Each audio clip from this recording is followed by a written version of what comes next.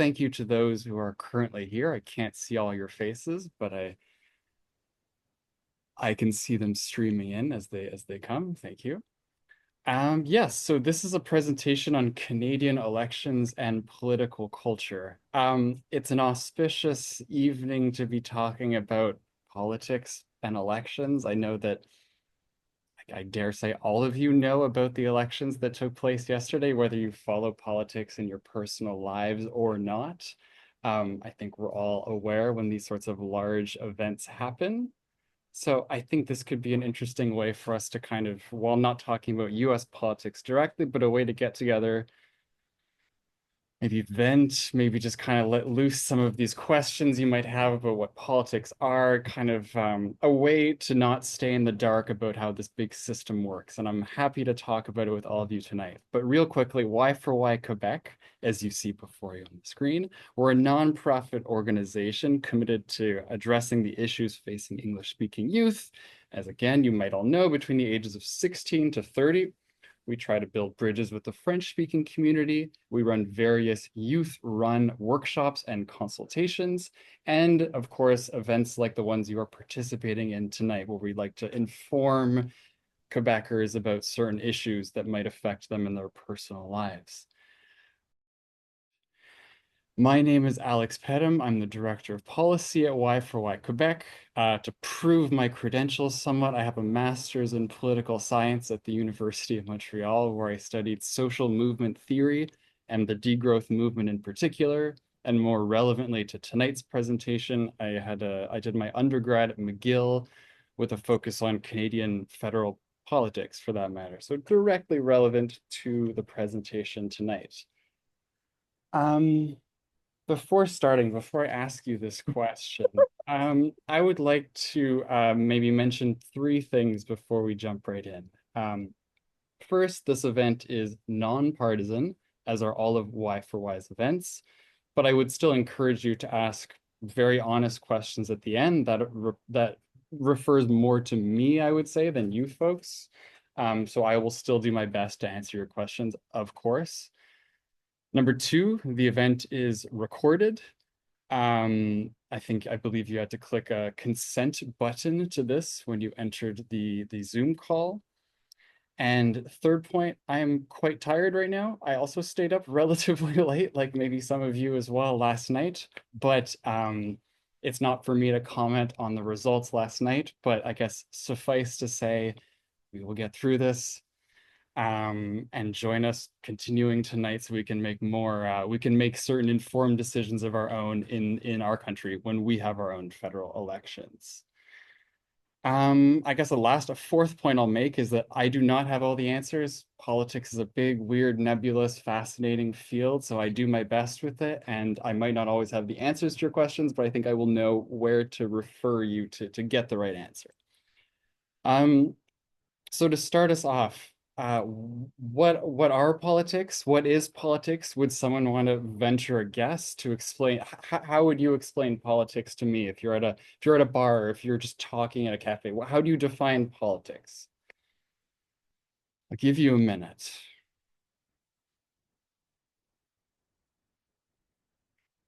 If you have the ability to unmute, I say unmute and take it away.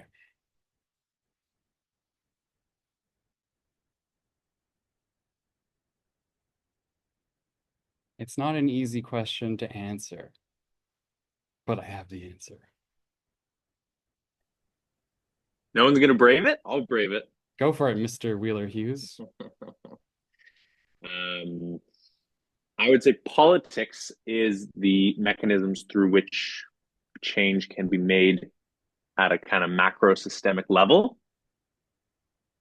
Cool. Nice. Maybe that opens a discussion. I don't know. I Yeah, could I'm not going to also, say yes or no because you're entirely right, right? It depends, I guess, the context we're referring to it in. Does anybody else want to go? I'll take maybe one more suggestion, then we'll see where it goes.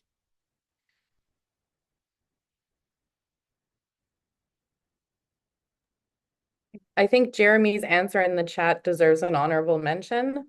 Oh, I cannot currently see the chat. Would you be willing I to can read read out it. loud? Yeah. Thank you. So Jeremy to everyone said, poly, a Latin prefix meaning many, and ticks meaning blood-sucking creatures. Indeed. Very nice, Mr. Ullman. I believe it's that, Jeremy. I like all your answers. Quite a variety thereof. I've decided to define them like this. I've tried to keep it very simple so that we can all be on the same page going forward tonight. So politics are the way that people living in groups make decisions. That can be around anything. It could be about resources. It could be about how things are shared, how people want to collectively live together. I took this sort of from a political science named Harold Lasswell. If it's an undergrad kind of name, I find he was a very good political philosopher. And I also wanted to take a little bit from the internet writ large, from Google searches, to really get as broad and as basic a definition as I could find. So I've underlined 4 of the words in this sentence: the way, the people, the groups, and the decisions. I want to now structure the PowerPoint presentation that we're going to experience tonight alongside those 4 words. And that's going to be how we're going to explain to ourselves more clearly what this political thing is, what are Canadian politics, and ultimately what are Canadian federal elections. So we'll start with the way. So in Canada, we have something called a federal system. A federal system, it sounds complex. Ultimately, all it refers to is where you have a system of government on the same territory that is controlled by 2 separate governments. So you have the federal government and you have the provincial government. In our case, we have a central government. It's located in Ottawa. Justin Trudeau, the Liberal leader, is in charge of that government. There are provincial governments. So we are also under the provincial government of Quebec, which is François Legault, our premier, our prime minister. It is based in Quebec City as opposed to Ottawa, and yet we are under both of these systems. Both of the federal government and the provincial government have sway over our day-to-day lives. So each level of government that I refer to have different responsibilities that fall under their purview. So things that they have to legislate about, things they have to make laws about, that the other side, the federal or the provincial, cannot touch. Of course, if we did a follow-up to this presentation, I would go into the fact that often these governments clash, and it's often very complex, and one jurisdiction will say, I have jurisdiction over this, whereas the other one will say, no, I do. And that's why we have courts to decide which one actually has the final say. I will not go into that now, but if any of you had questions later, that can maybe preempt 1 or 2 of them. Federal powers, I'll give an example. That could be, it's things that, I don't know if intuitive is the right word to say, but it's things that refer or should in some ways involve the entire country. So national defense, for example, if God forbid there is a war on our soil, that would come to the federal government to make the call as to how we address this issue. The provincial level, things you hear a lot about in Quebec, but probably most provinces too, because they all have these same jurisdictions, are education and healthcare. Those 2 sectors take up the majority of the yearly budgets that provincial governments pass, and these are the issues that they need to address and what they are responsible to their voters for. Again, education and healthcare, things that when they originally made this in 1867, when Canada was founded, the idea was to keep more local issues at the more local level. So think of the corner hospital or the small school in your neighborhood. The idea was to keep power amongst localities, right? We use a system for our elections at every level I've just mentioned to you, called first past the post. I guess I should mention too in my list here, we also have municipal elections before I go further, and school service center elections. These are both, you can see it kind of, if you picture this on a graph, federal above me, provincial, municipal just refers to city. I'm in the city of Montreal right now. We have a mayor named Valérie Plante. She is in charge of the, what's it called? The Projet Montréal Party. We have elections coming up next year and exactly a year from now, next November. And school service centers.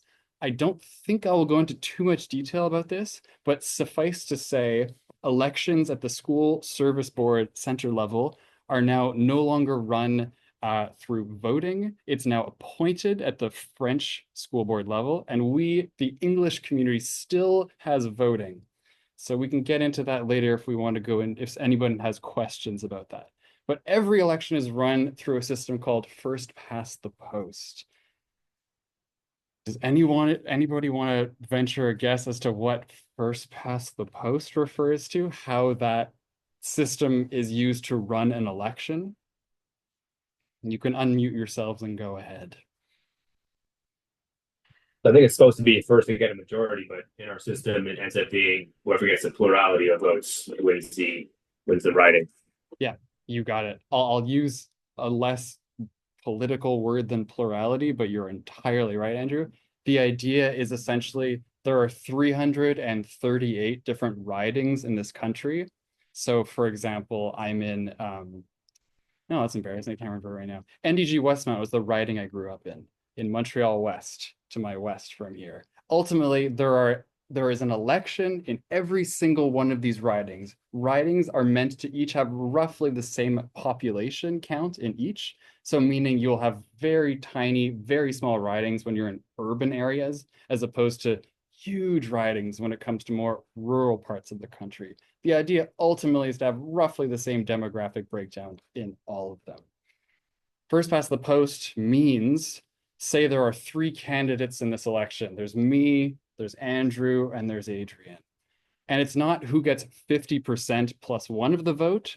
It means whoever gets more votes than everybody else. So if you think of it as a horse race, it's the horse that passes the finish line first. So if I got 45%, Andrew got 35, and Adrian 34. Doesn't matter that I'm under the 50% mark. I have still won this election. So that's a plurality, like Andrew put it. Exactly. That's how they're run in this country.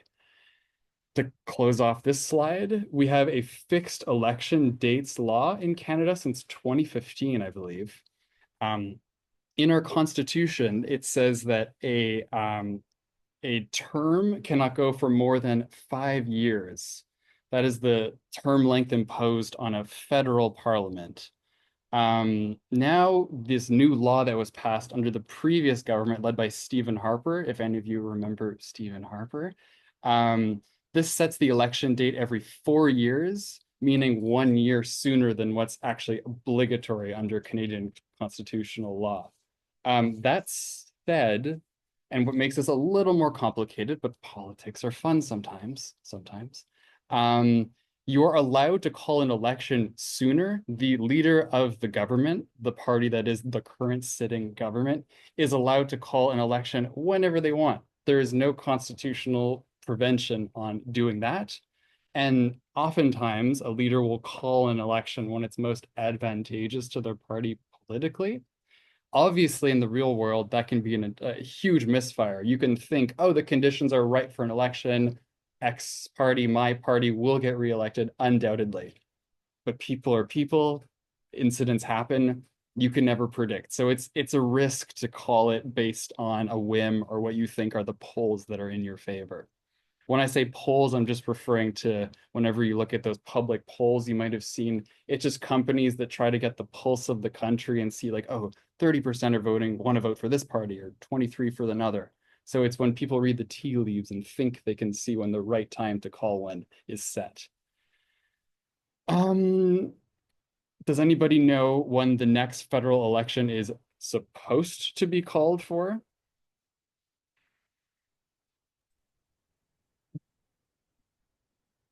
I saw your hand, Adrian. Yes, in about a year from now, if that's what I'm giving you an out here. Yeah, so on or before October 20th, in I guess just under a year from now. Exactly. Will that be when Mr. Trudeau and his Liberals call it? Who knows? I think the tea leaves imply that it will not be the case, but I don't know any more than anybody else. I'm just following this stuff daily. Okay, so we now have gone over the way that Canadian elections are run in this country. Federal is the one we're focusing on today. Now I think we should talk a little bit more about the people that are involved. Obviously, there are too many people to speak to individually, one by one, to ask them their positions. So we'll need some sort of tool that will help us better understand how they think. So I think I'm going to start talking about the left-right spectrum. So you've probably heard about like, oh, that's so left-wing, or oh, that's so right-wing, or that's center-left, that's center-right. Think of this on an axis. You can have far left to far right. How should I maybe refer to this section? I would ask maybe the room, can someone try to define what left wing or right wing means? You can give me just one or the other, or go for the two of them. It's not an easy question, so give yourselves a moment.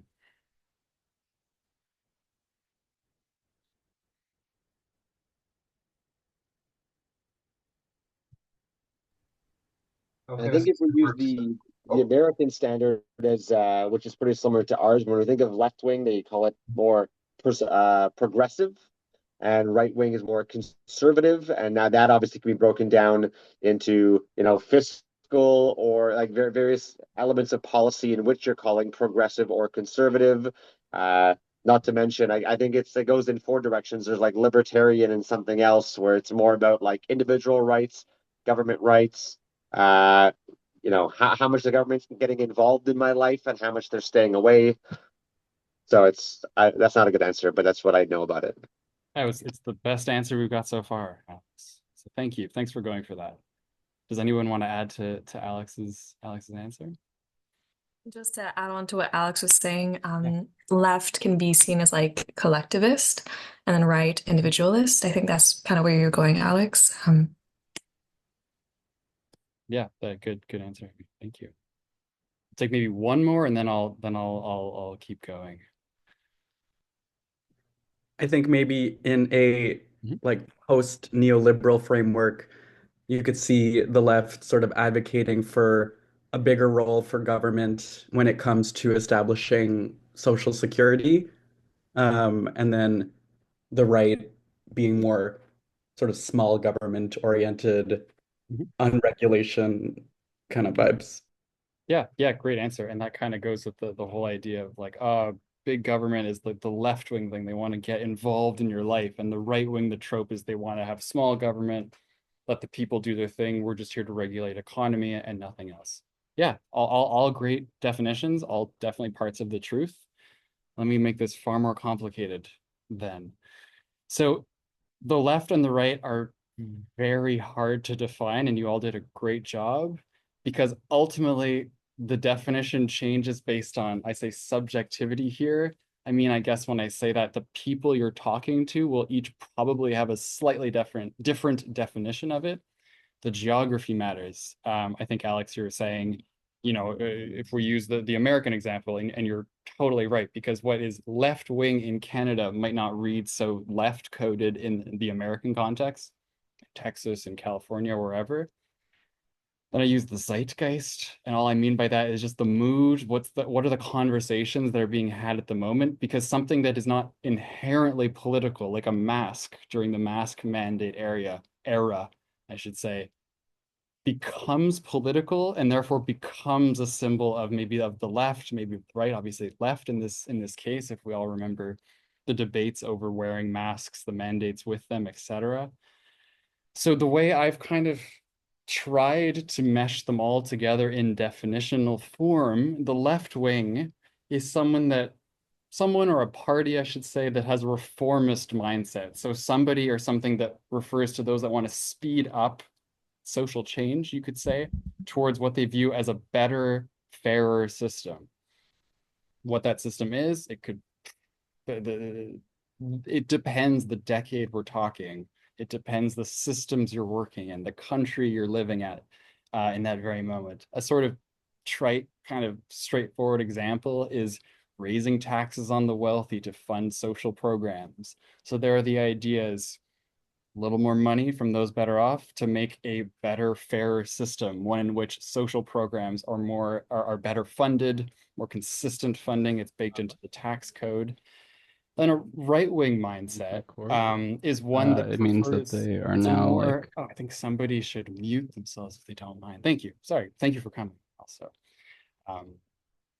for example, a more status quo or more gradual mindset. So not inherently opposed to social change, to making improvements towards their own version of a better system, but one in which that is biased against big social changes, that there's this inherent fear, or I should say concern, that while these transformations may sound grand, they might sound great, they are inherently risky. There are always negative externalities to a change that is put in a system. So here I try to give the flip example to make it hopefully a little clearer. So here it would be, instead of raising taxes on the wealthy, I think it would be, we're talking in generalities again, it would be maintaining or even lowering the tax burden on the higher income earners, so that ultimately these income earners can encourage productivity in that they still have more money to their name. They can then use more of that money to, say, hire a worker. This is a case of nonpartisanship at play. I'm not going to say where I land, where you should land. If anything, I'm going to problematize this a little bit more. So voters and political parties. Oh, could somebody maybe mute if they don't? Thank you. Parties and voters, oftentimes we're not working in a perfect system by no stretch. People and voters tend to have a little bit of both. Even thinking it in terms of both, I think, is a little too essentialist, because it just means opinions on things, left wing and right wing. So most people have opinions that do not by any means, that are in no means consistent. So that's not in itself a good or bad thing. I would even argue that probably makes for more nuance. We'll take our current government, I refer to them as the Trudeau Liberal Party, the LPC is the acronym they are known as. When Mr. Trudeau first announced his leadership and then first ran to be prime minister in 2015, he said, the LPC, we're only going to recruit candidates who are pro-choice. The question of pro-choice, the abortion debate, particularly in the last few years, Trudeau even preempted this as a national debate. Not that the debate wasn't held by then, by no stretch. It just became more salient in the American context in recent years. This is left-wing coded. That's just how it is. That current conversation is divided on those lines. But that said, the same government, the same leadership, they bought, for example, the Trans Mountain pipeline to help support the oil and gas sector in Canada.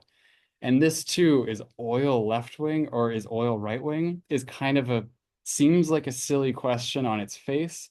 But ultimately, the concept of supporting the oil and gas sector in the context where we're aware of climate change, where many countries are pushing for net zero by 2050, oil is right-wing coded. You can't escape that in the conversation. So that's, I think, a very salient context, or I should say a salient example of how inconsistent a left-right mindset can be, and that is not always a bad thing, I'll stress to say. What is my next slide? Yes. So, where should I take it? Actually, I hope you didn't read too much of that next slide. Could any of you tell me, where do you think the Canadian voter tends to be placed on the left-right axis? I don't mind if you saw the answer just now. I'd still like to hear your own response. When I say the Canadian voter, I say throughout the elections we've had as a country, since 1867 in our case, where do you think the average person that votes in this country tends to fall on the spectrum? Does anyone have a guess?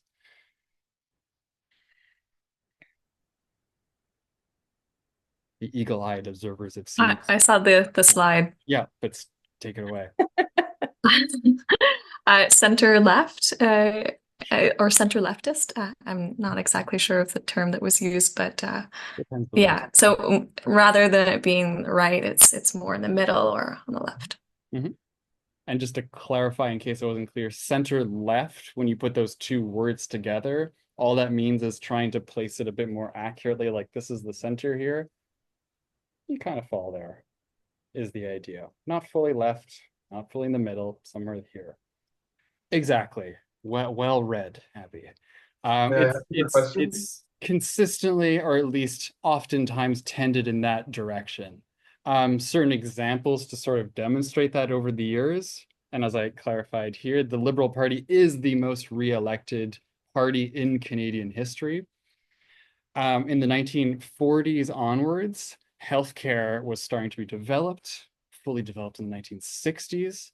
And this is a public option. So meaning this is funded through the taxpayer themselves. Ultimately, this is a left-wing coded concept in that it's not run by private entities.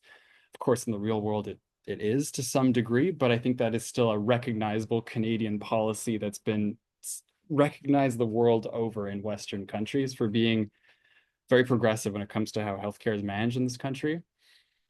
The National Energy Program in the 1980s, that was under Pierre Trudeau, so our current Prime Minister's father, instituted the NEP, which in a nutshell, many might disagree, but to keep it simple, that was the nationalization of the oil and gas sector in the West, in the prairies, so as to compensate and get quick money to help support the Canadian economy. To keep it brief, nationalization and the idea of a growing government that takes charge of industry is associated with left-wing movements. It's associated with left-wing governance. The bigger, I think Alex had mentioned this, Alex or Josh, big government is often left-wing. The marijuana legalization, I think that was in the late 2010s. Same there. I think most of you would agree, marijuana feels like a left-wing issue. Legalizing it leads to some for a better, fairer system in which this is not criminalized and certain people bear the brunt of those sorts of criminalization laws. And finally, CERB, which maybe some of you benefited from during your during COVID, I guess, where we had one of the most generous allocations. I think it was $2,000 a month, which I can't think of many other countries that opted in that direction. So this is again an example of government largesse, big government, left-wing governments. Of course, there's exceptions to keep in keeping with the idea that nothing is fully left, nothing is fully right. The Liberal Party in the 1990s under a leader named Jean Chrétien, for example, who many of you might have heard of, his government cut large amounts of funding from healthcare and social programs. That was very much in vogue in Western countries in the 1990s. Cutting programs, smaller government, more right-wing, once again. Okay, let's anchor ourselves again in this sentence. What are politics? Politics are the way that people living in groups make decisions. Now I'd like to go in, now that we understand, I should say, a little bit more about the whole left-wing, the whole right-wing concepts, the ideologies is another way to refer to them. Let's take a look at Canada's federal political parties. So these are the parties that on or before October of the next year, you will have the option to vote for. You'll be able to vote for the candidate in your riding, the one that represents one of these parties, but in your small individual election that is held in your riding. So NDG Westmount, for example. Let's take it away. Actually, you take it away. What are the main political parties? Anybody have an idea?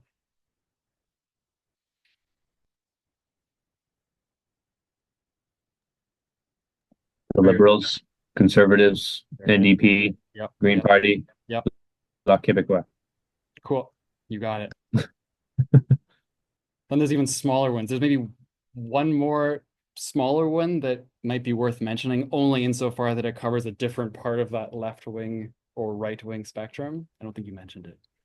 The Green Party? Also the Green Party? I'm thinking of one more. The People's Party of Canada.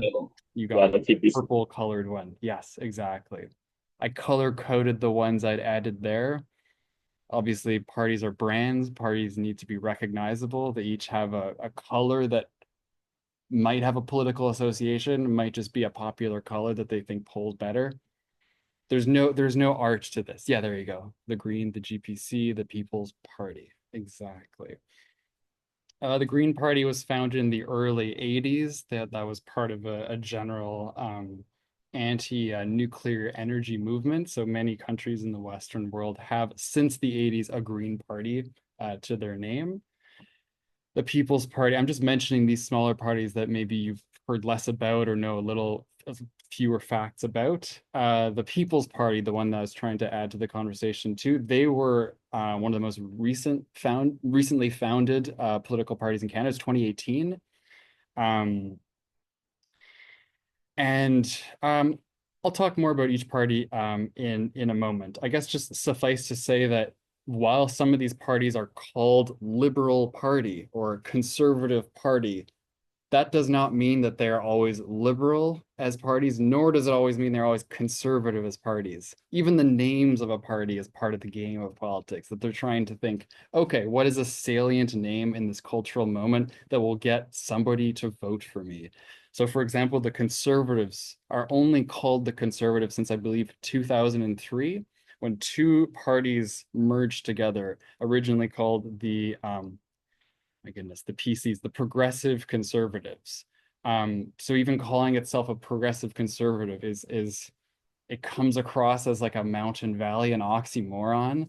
But ultimately, that's in a country like Canada that is typically center left, and you are a conservative party, you might have interest in tacking on progressive in front of your name.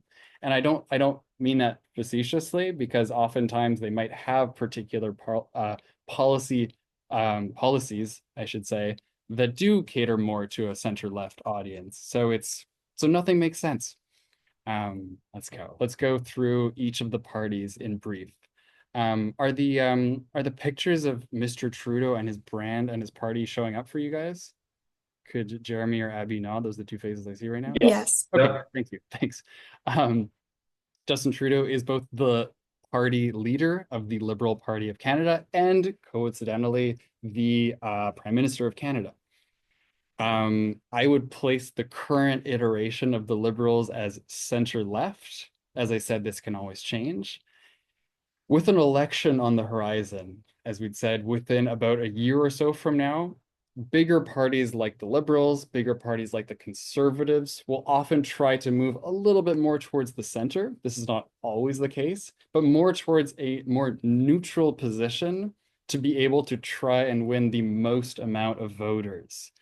So if I say this is a center-left party under Mr. Trudeau's leadership, with an election coming on the horizon, I think he is moving more towards the center in hopes of maintaining his leadership and maybe trying to get a fourth mandate for his government. They have been elected 3 times in total since 2015, both that year in 2019 and then in 2021 during COVID, which I assume many of you might remember that election. I should mention as well the concept of a minority and a majority government. That used to really confuse me when I was first learning about politics. There are currently 338 seats in Parliament, which is based in Ottawa, the federal government, lest we forget. I believe 170, if you hit that mark under this current number of seats, is considered a majority. The number 338 changes every few years. They will physically add new seats into the House of Commons. That's where elected members of Parliament run their business, I should say. He currently is just shy of a majority, which means if you had over 170 seats, that would mean that any bill that a member of Parliament, or I should say, yeah, let's keep it simple for now. Any bill that the Liberal Party would like to pass, if they have more than half the amount of seats, they can always vote their bills in. It's just as simple as that. In the Canadian system, party members, people that are all under the same banner, almost to a fault, will always vote along party line is the term, just jargon. It just means they'll vote for whatever their party's asking them to pass. For those of you that follow American politics to some extent, that is very different. And that's a question of culture. That's a question of how their system is run. Ours is based on the British parliamentary system, whereas theirs is decidedly not. They fought a revolution over that. So ultimately, we have a current government, Mr. Trudeau's, that is 153 seats, so just shy of the majority mark. So they have a minority government mandate, which ultimately means, apologies, they cannot pass any bit of legislation without getting at least I should say at least another party support, or I should say at least 17 more members of parliament's support. 153 plus 17. Which means in practice that the Liberals have to, in some ways, kowtow to, or at least give something. I'm just using jargon right now, but give red meat, as Offenhouse referred, give some sort of bone to another party that will make them want to tag along and vote for the Liberal Party's bill. So oftentimes it will be the NDP in the current parliament, because the NDP is another party that is on the center left. So oftentimes their interests naturally align. And this is a way for a minority government to, quote unquote, stay alive during their mandate, meaning not fall. Because a government will fall, which means leading to an election. That means they will dissolve parliament. Every seat is back to nobody, back to zero. And that's what you do in an election period. You elect new members. So obviously no party wants to have their legislation fail and lose the power they have just been given. So that's the risk. Okay, I'm going in order of seat count here. Next up, we have the Conservative Party. This one's led by Mr. Poilievre, Pierre Poilievre. He was elected as leader in, I believe, 2022. I should mention Trudeau, I believe, was elected in 2013 before he became Canada's prime minister. Ultimately, the Conservative Party is the other biggest party in Canadian history. It's changed names over the years, but is the same, how do you say, party apparatus, I guess. This one is center-right. I think Mr. Poilievre comes from a slightly more right-wing faction, meaning a part of the party. But like with Mr. Trudeau, he's going to have to appeal in some ways to the center of the Canadian electorate. When I say electorate, I just mean voters. He's going to have to find a way to get people who are not his natural base, the people that will, without fail, without being told to do so, vote for his party. He will have to find a way to get beyond that natural vote and to get just enough votes, enough seats to hopefully, in his case, win a majority government so that he can pass his bills and not have to work with other parties. There's nothing wrong with working with other parties. I would just say in the Canadian context, it's very rare that that happens. We tend to have majority governments, or at least our system is made in such a way to encourage that sort of business. Should I talk about this? Yeah, sure. Let me try this. Ultimately, it helps a party to have very concentrated support. Because if we remember first past the post, that means ultimately you just need the most amount of voters in every riding. It doesn't help if you have a little bit of support all across the country, if you see the point I'm making, because you want high numbers everywhere. You don't want some numbers everywhere. So ultimately, that's why you want to please the most amount of people. I hope that was clear. Let me move on, but you can bottle up your questions for further throughout. The Bloc Québécois. I haven't mentioned them yet until now. The Bloc Québécois has been around since the 1990s. They emerged from a split within the former PCs, the Progressive Conservative Party. So what has since become the Conservative Party of Canada. We got what was called the Bloc Québécois. This is a party that much of it you can intuit from its name. They only run candidates in the province of Quebec. I forget on the spot how many ridings there are in Quebec. Nick, can you tell me off on the spot? I think it's 60 something. But point being, they can never win power. They can only influence power. In the late 90s, they became the official opposition, which is a term that means the largest party that is not the largest party, is the second most seats. And they are the ones that are, the implication is that they will be the next to form government. The Bloc Québécois, I say it's center-left, and I stand by that. But ultimately, I place them more in the context of nationalist. And I mean that again without value judgment given, because to them, their mandate is to, in some words, defend Quebec's interests. And of course, there are a million and one ways to defend, or rather to explain, to interpret what Quebec's interests are. But that is the axis through which they see their policies, what they offer to the voters every election. So in its current form, and in most forms, I would say, they've tended on the center left. And this party currently has 32 seats out of 338. If anyone's doing quick math, that is enough for the current Liberal Party to pass any bill they want if they get the Bloc Québécois to sign off on it.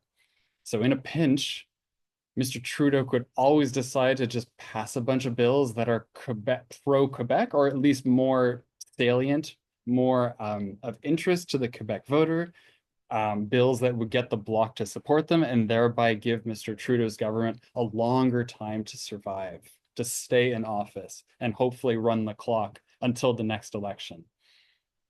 I think I'll leave it there for them. Then there's the New Democrats, the NDP. Their current leader is a gentleman named Mr. Jagmeet Singh. He's been there, I believe, since 2017. This party too, I would place as center left. It was also founded. I'd mentioned that the Conservatives were based on a merger of two parties. Today's NDP was also a merger between two older parties that in 1961, I believe, in the early 60s, the CCF and the CLC, the Canadian Labour Congress, and the Cooperative Commonwealth Federation, so both mostly agrarian parties, socialist agrarian parties, and organized labor came together to form a socialist party that would sort of counter the powers that be in Ottawa. That is their history. That's the legacy of the NDP, but they are now considerably more veering towards the left of the my apologies, more towards the center of the Canadian electorate, so as to appeal to the amount of voters that they can. But that said, they definitely do keep many of their roots and definitely have very active socialist members within the party, very active union-based members that often advocate for pro-worker rights, etc. Is there anything I could add about the NDP? They too, at 24 seats in the current parliament, give Mr. Trudeau enough support to pass bills that the Liberal Party would like to do. And as an aside, the Liberals and the NDP formed an unofficial coalition during this most recent mandate since 2021. They've actually ended that merger between the two of them.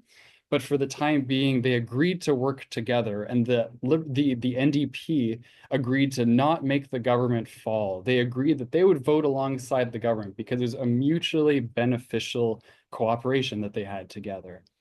I should maybe clarify that a government falls when they put a bill on the floor. That just means they present the policy that they want to become law, and it does not pass.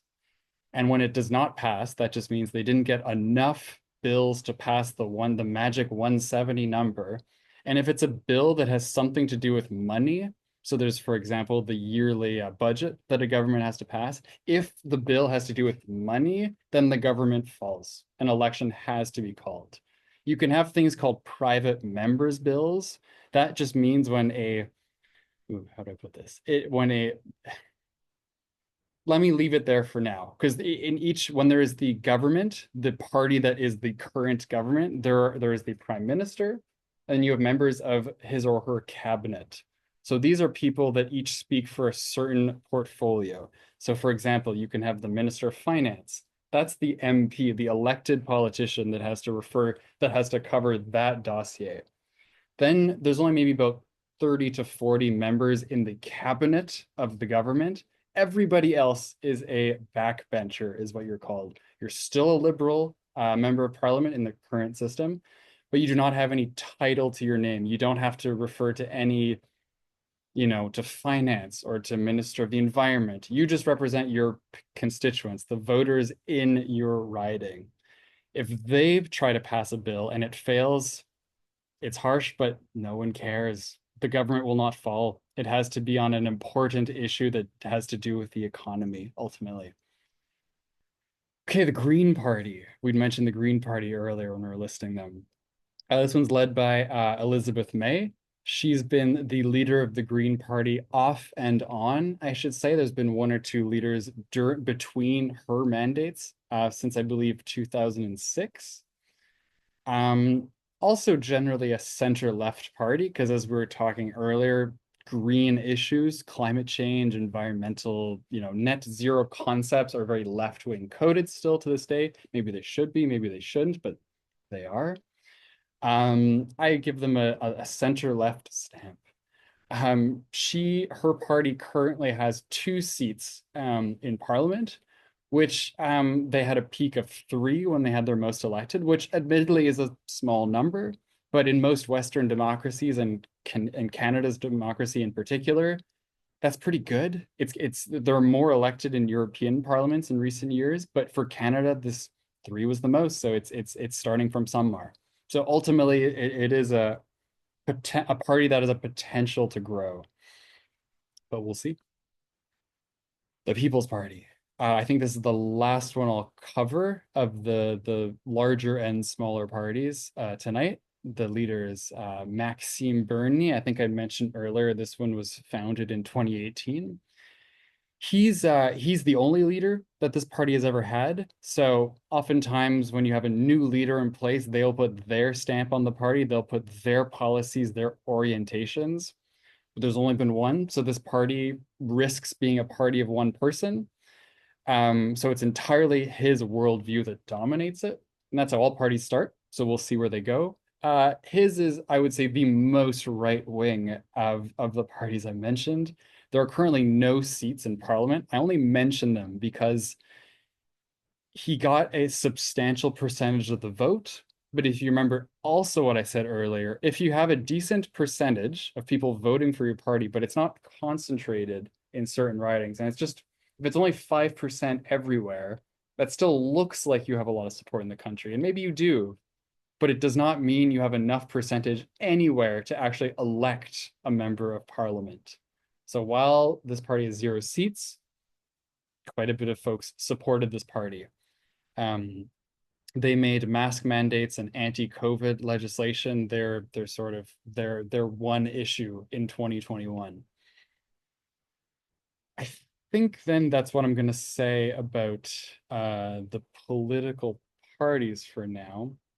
Does anybody have any questions? I haven't really stopped for questions. I was leaving most for the end, but anything about the parties I just mentioned that anyone would like clarified?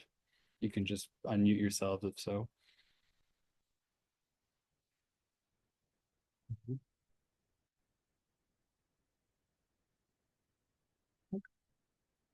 Sounds good. So now I will focus on the last of 4, making decisions, the ways that people living in groups make decisions. So in some sense, in the most actionable sense, this is the most important segment of the presentation. This is how do you, the Canadian voter, get to vote? From a show of hands, either flash or digital, how many of you have voted in elections at any level? I'm just curious if all of you have or some of you have. Saying, okay, nice, interesting, cool. Well, then this is directed at you folks. Either this will be your first election coming up or your 5th.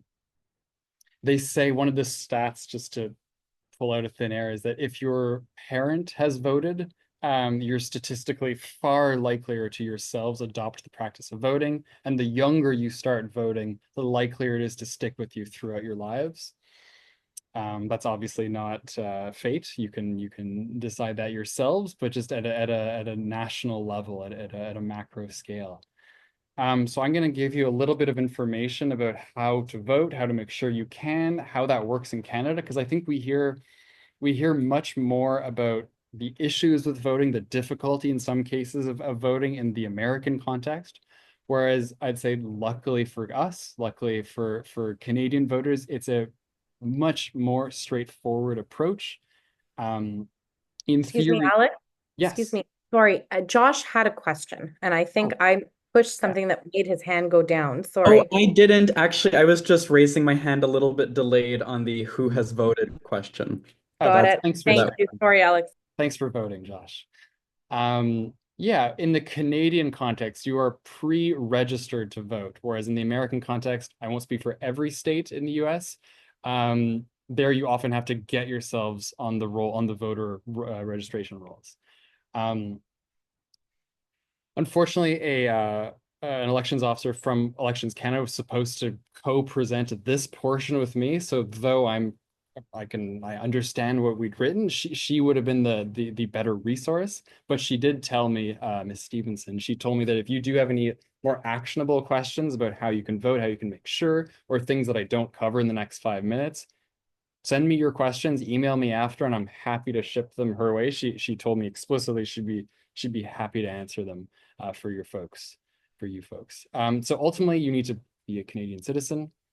You need to be at least 18 years old come election day. And then you have to be able to prove your identity. So ultimately, how did I put it here? So you need either one photo ID issued from the Canadian government, a Canadian government. So that can mean both the Quebec government or the Canadian government. Or two IDs from a list of what they deem pre-approved sources. These sources, I think, I mentioned a healthcare card, for example. So healthcare, provincial. These have to have your name listed on it, and it needs to have your address listed on it. Those are the two most crucial bits to allowing you to vote with those. Then finally, someone could vouch for you. Somebody could come with you to the polls and say, look, as long as you can prove the identity, you could say, this is Alex Pettem, he lives at this address, then that's good enough.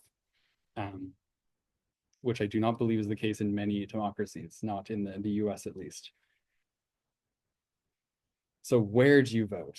So in the days leading up to election day, you should receive a voter information card in the mail saying, based on your location, based on where you live in your riding, this is the place you can go vote. It's often in church basements, often in schools, often in some sort of community center that can house a large amount of poll workers.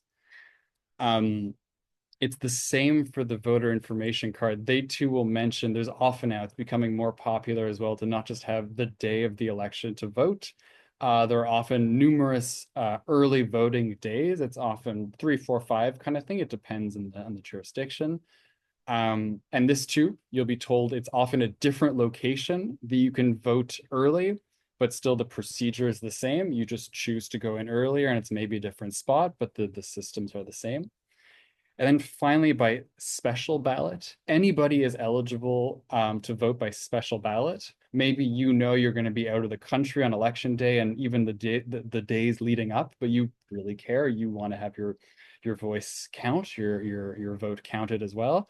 Then, as I wrote here, you can just go to elections.ca, send a message to Elections Canada, and you have the right to have that respected and have your vote. They will send you a different looking ballot, but ultimately the same, and then you can take care of it before you go to vacation, work, travel, whatever. The last point resource says is, you can go to elections.ca just to check if you're registered.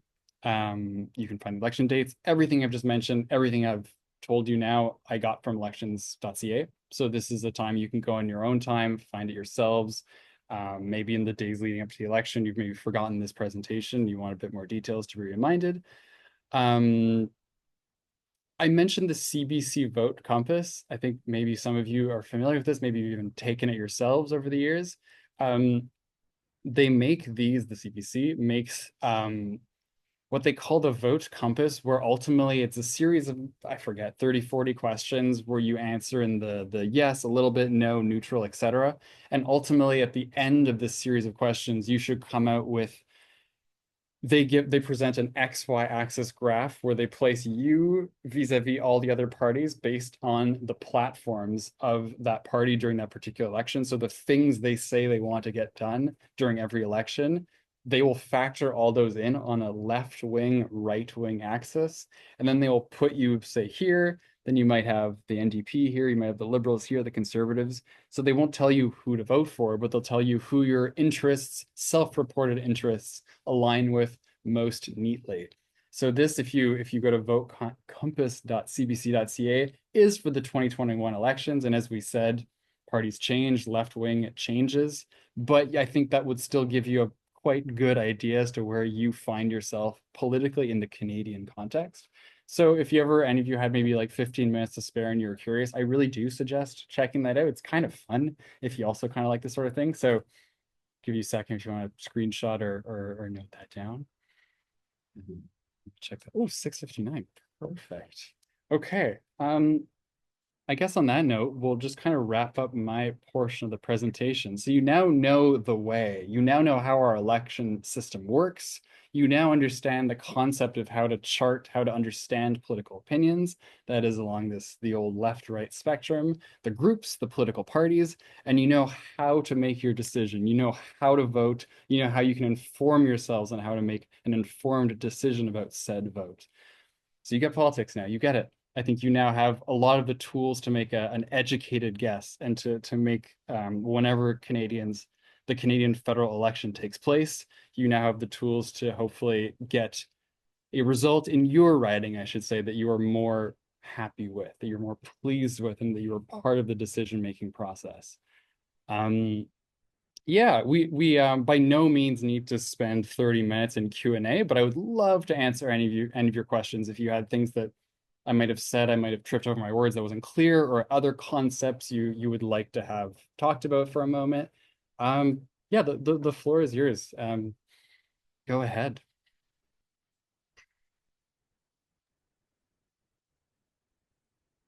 Yes. I've had one since the beginning. Yeah, I see you're unmuted. Go. Which was you mentioned how currently the average voter is center left. I wanted to know if since 1867, yeah, there has been movement from further left to center left or from right to center left. Like, have we crossed the center line or are we approaching it? Okay, great question. I wouldn't say that we are necessarily right now a center-left country. I think on average, we have been a center-left voting country. Okay. And I would say that, I mean, the best litmus test is to see which governments have been brought to power consistently. And again, it's been the Liberal Party most frequently. I would say another sort of more micro trend that I think might answer your question to some extent is that while it's center-left writ large, you often have like a pendulum swing is one way to see it between one government that tends more to the left. You'll often get a government that tends the inverse, a little bit more to the right. So it's looking like we're going to get maybe a conservative government at the next elections. We'll see by Mr. Polyev, but that's after 10 years of a center-left government. And then before, I mentioned Stephen Harper previously, 10 years of him, a more right-wing leaning government. So I would say looking small, we're kind of center right at the moment, reactionally speaking, but at scale, center left. I hope that kind of answered what you're Sure, saying. yeah, it's still the kind of thing I would happily do a little more research of my own on, but I was just curious. Cool. Thank you, Jeremy. Thanks. Hello. I'm just unmuting and saying hi. Thank you, Alex, for that incredibly enlightening conversation. I think these are terms that are important to define from politics to the left-right spectrum. So I thought it was very well put. So thank you very much. I guess my question is I wanted to just open something up to discussion to the group and also just maybe hear some of your thoughts, Alex. I guess a lot of the rhetoric, like today on social media, in the aftermath of this morning's results, were sort of, at least from like Canadian friends of mine, had a lot to do with the fact that we're not immune to this here. And sort of Trump's rhetoric and populism in general is on the rise. So I guess I wanted to know, like, could you speak to that? And in terms of like specifically what we're looking at potentially under a Pierre Poilievre government, like what are some of the indicators of what his government could do, and how vulnerable are we to populism here in Canada? Cool. Yeah. Timely question, right? I would say that the Canadian government most aligned with the current Republican Party values of the United States is the PPC, the People's Party of Canada, the Purple Party led by Maxime Bernier. And just anecdotally, the two elections his party has run, they haven't won any seats in either instance. So I'm not saying we're immune, far from it, but I would say we are not in the same landscape than the American system is, because they've tried it here, and two elections in, it has not stuck so far. Because I'll pivot to your question about Polyev. He's in charge of one of the two biggest parties in Canada, and under our first past the post system, it's in his interest to cater to the most centrist voter as possible. So there are different incentive structures in the Canadian context that I think inherently kind of moderate many of our parties. So I think that Polyev and his potential government, will have fewer incentives than the American right would have, because there it's you either vote Democrat or you either vote Republican. So it's like you win the vote or you lose the vote, effectively. Whereas here he could lose it in any which direction. So it's his interest to get to the most appealing version of himself. I think we're going to see more of that in the next year coming up to the election, because at first he wants to keep his base together. He's going to appeal the most to his locked-in voters, like the more right-wing Canadian base. We're hearing a lot of that right now.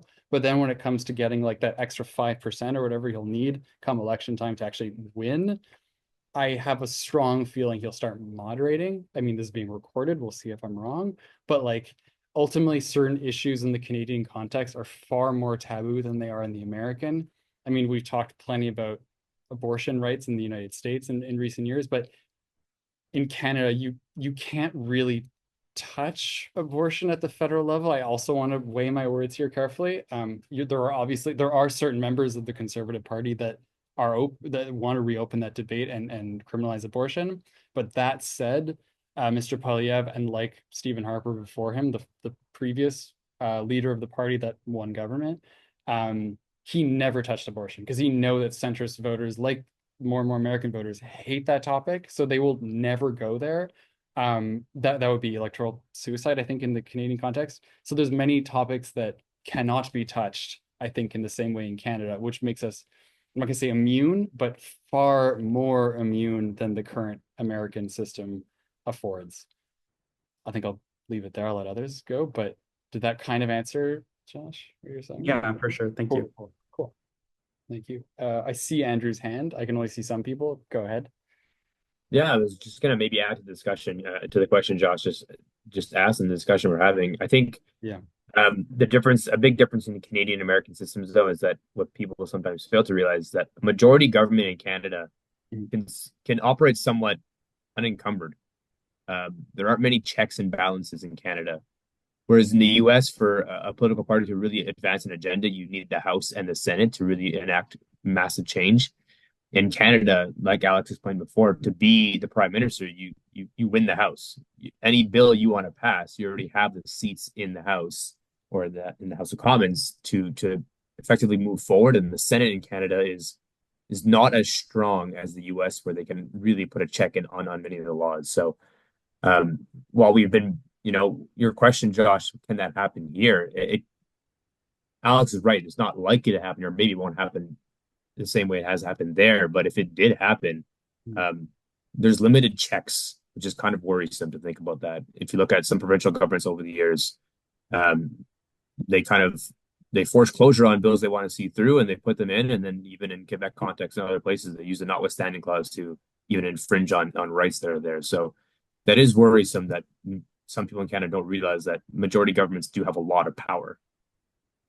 They do, and you mentioned the notwithstanding clause. I'll speak 30 seconds on that. How can I make this very simple? In 1982, we had a new Canadian Charter of Rights and Values. Think of it kind of like a constitution, essentially, where you had all these rights that are guaranteed for Canadian citizens. Part of that there is one section that says a government is allowed to override the majority of these rights if they believe there's a reason to do so, an overwhelming reason to do so. And they're allowed to, any government, provincial or federal, is allowed to do that.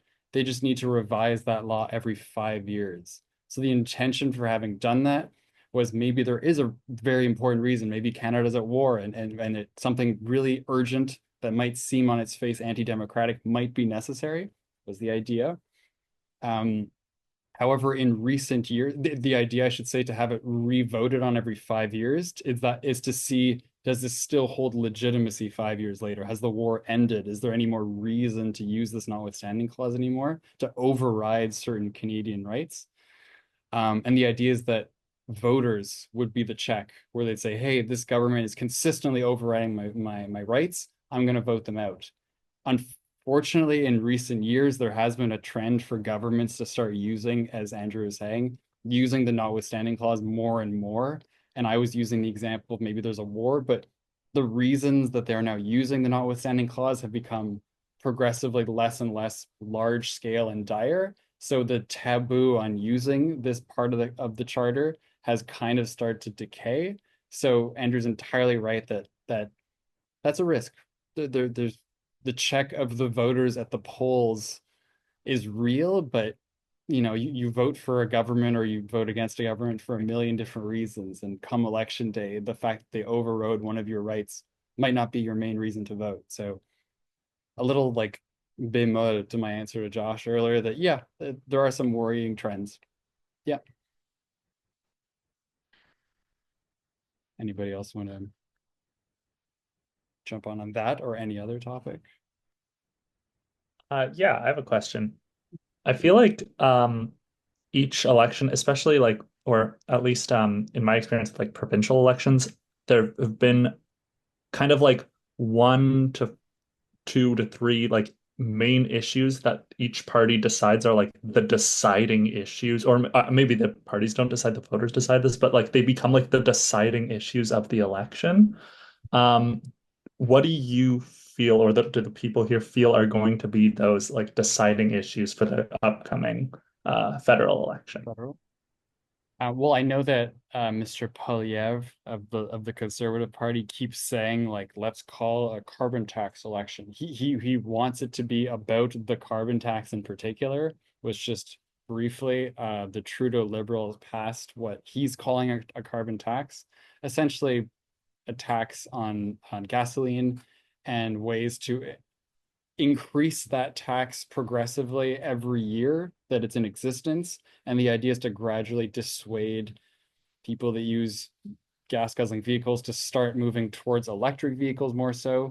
And it's meant as an incentive to grow the green economy, but it's become a very like talked about, very salient issue, something that the electorate has been thinking about a lot. And a lot of them more and more, now that the cost of living has gone up, more voters have soured on it. They've turned on the carbon tax.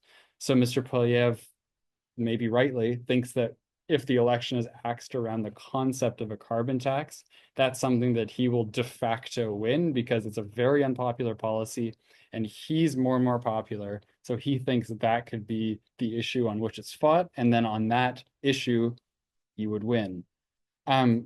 Usually, though, and I think in your question, age, when you kind of implied this answer, parties, though, don't really get to choose what the issue of the election is. They obviously try to. They'll want it to make an issue that's, a winning one for their coalition, for their party. But oftentimes, it's really not clear how these are chosen. There might be, like, God forbid, some sort of earthquake that decimates a part of the country, and then, of course, it's the earthquake election, and carbon tax be damned sort of thing. So currently, they're the likeliest party to form government is pushing for carbon tax. But if the election is held in a year from now, I mean, Mr. Trump just got elected in the United States. Maybe that's going to be the election issue, dealing with, something that he might do. For example, he tried to get rid of NAFTA back in 2017 in his first full year in office. And Mr. Trudeau and his government had to spend, I forget the amount of time, but renegotiating a new updated NAFTA. No one expected to talk about this 1990s era kind of free trade deal and make that the issue for almost 2 full years in the US Canadian context. So I have no answer, but neither do they. Circumstances is my answer. Thank you. Thanks. You? I have a question, Alex. Yeah. I'm Hey, so a feature of some other parliamentary democracies that we see is sort of this like regular rise and fall of new parties that are introduced into the system. Mhm. I guess that's a feature of some parliamentary democracies, and then sort of on the other side, you see parliamentary democracies that are stuck in kind of like a very static state with the parties that are part of the system for sometimes centuries. And so I'm curious how you think that those kinds of dynamics have like influenced uh, have like influenced political history in Canada in the last like maybe 100 years or so. Um, Sure. how it what impact it has. Um, I would say that it's easiest for a new party to gain prominence when it's geographically isolated. Because if you remember what we were saying earlier, we have a first past the post system. So if you have 80% of people in one riding that like this party speaks to them, they will always win in that riding. So you have an interest in having, this is probably not a good thing for national unity, but a party that is based in regional, in like geographically based interests. These are often parties that will quickly rise out of nowhere. So, for example, the Bloc Québécois, being just Quebec, rose very quickly in the 1990s in Canada, and they became the official opposition for the duration of between two elections.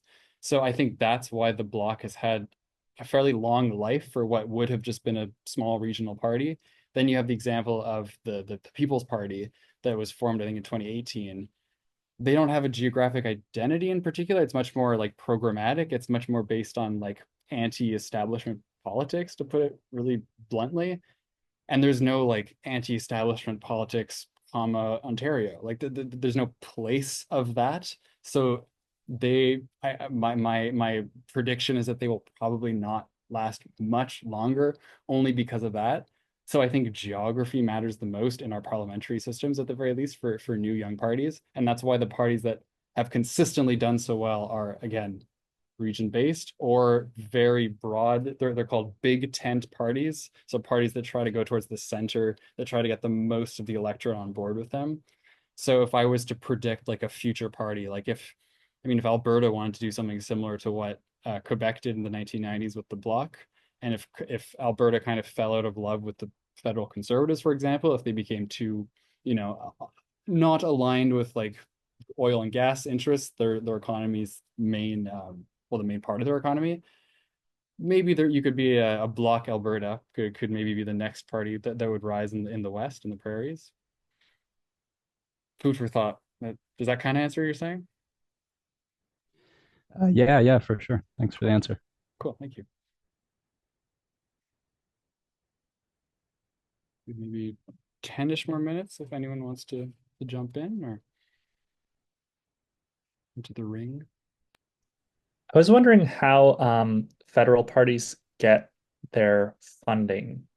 Is it like for the election? Is it based off of like, I know it's based off of either amount of votes or amount of seats they had in the last one, but I Yeah, don't know which. yeah, good question. I don't want to make anything up. I know that under Stephen Harper's Conservative, they've cut the one vote equals X amount of dollars, the public financing of political parties. So there used to be an interest in parties to get as many votes as possible, because that would give them more, more money to like pay staffers, get more office space, etc. Mr. Harper ended that. He said it's not in the public's interest to support parties that you might not support. Maybe you do support, but not everybody does. So that's a political decision. You can agree or disagree. So I know that parties have opted far more for grassroots funding now. Um, so a lot of it, I think, really is just grassroots based. And there's a pretty hard limit on the scale of a political donation that people can give. So it's becoming very popular in recent years to do fundraising through email bits, where it's like they'll mention something outrageous or something that, will really galvanize their core base, their core supporters. They'll be like, oh my God, this is horrible. I'll give them $5. So the $5 donation has effectively replaced, from the hardcore support of a party, has effectively replaced the federally financed party system that Canada had till maybe about 15 years or so ago. So that's not a full answer, but that's definitely the trend where things are headed. I can say that much. Yeah. So is that a good thing or a bad thing? It means parties will turn inwards more so. They'll respond more to their most ardent supporters because they are the ones giving the money and they're the ones to whom they can turn for more funding, as opposed to just the electorate at large.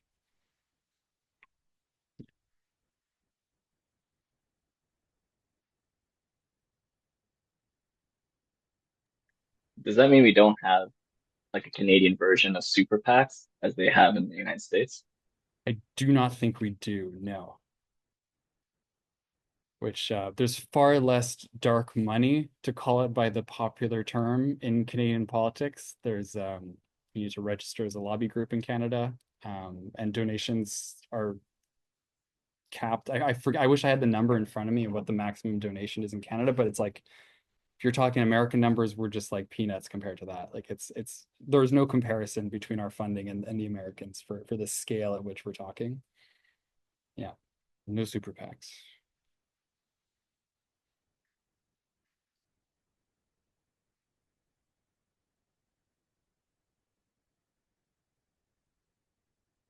Give me a few moments. I can't see everyone's face, so I don't know, but there's no one else. I think we could wrap it up there. That's maybe 10 minutes. That's perfect.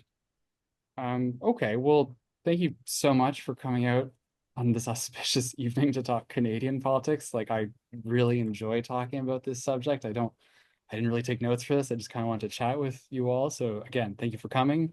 Please keep an eye out for future Y for Y events, whether they're, talking about elections or just writ large. We always have it updated on our website. I'll be doing another one of these presentations sometime likely between January and March on the Quebec context, more so. So if that's something that would interest you, just keep an eye to the ground and you'll see it advertised soon enough. Have a good evening, everybody. Thank you so much.